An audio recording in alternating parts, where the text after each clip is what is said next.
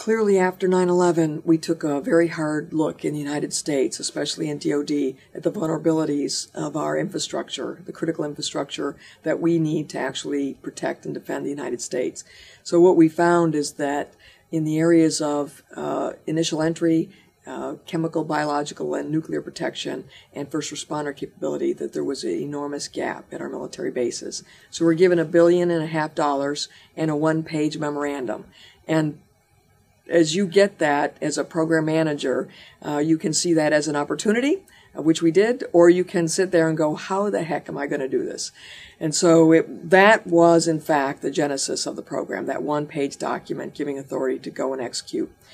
So when I showed up at the Guardian Program Office, there was myself and one support contractor. And that support contractor at the time was retired Lieutenant Colonel Don Bewley. Without Don, I don't think the program would have ever been successful. He eventually became my deputy, came back to work for the government, and is still the deputy at Guardian today.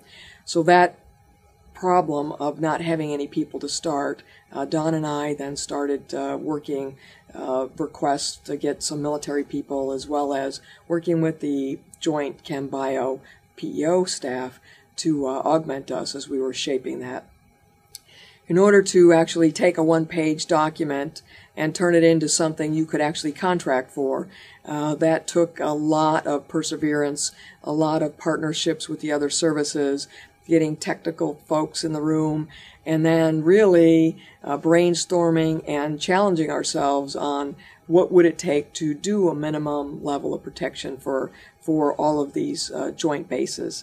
We were able to go from that one piece of paper to a $1 billion contract in 9 months' time. So unbelievable when you look back at how we were able to do that.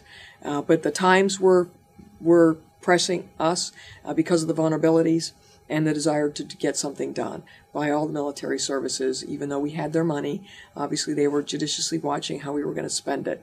So we got through all of that really through collaboration, teamwork, and partnership.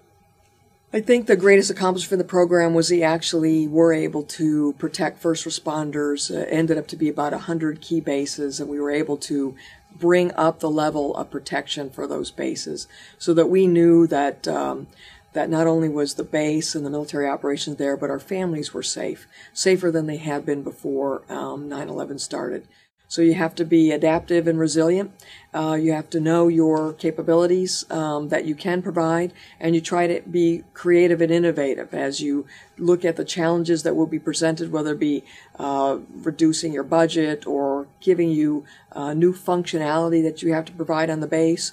As long as you always are seeing that as an opportunity, then keep at it, and hard work is what's ahead of you, but great successes and great sense of accomplishment can be had by the team. As acquisition professionals, you don't always get the limelight. You normally get told that things aren't being done fast enough, or that you're not sure, or folks aren't sure what you actually do for them each and every day. But know that the things that you do are very, very important. That our nation is counting on you to find creative and innovative approaches to get the job done, and that you, in fact, are essential for not only the protection of our bases, but for our acquisition community.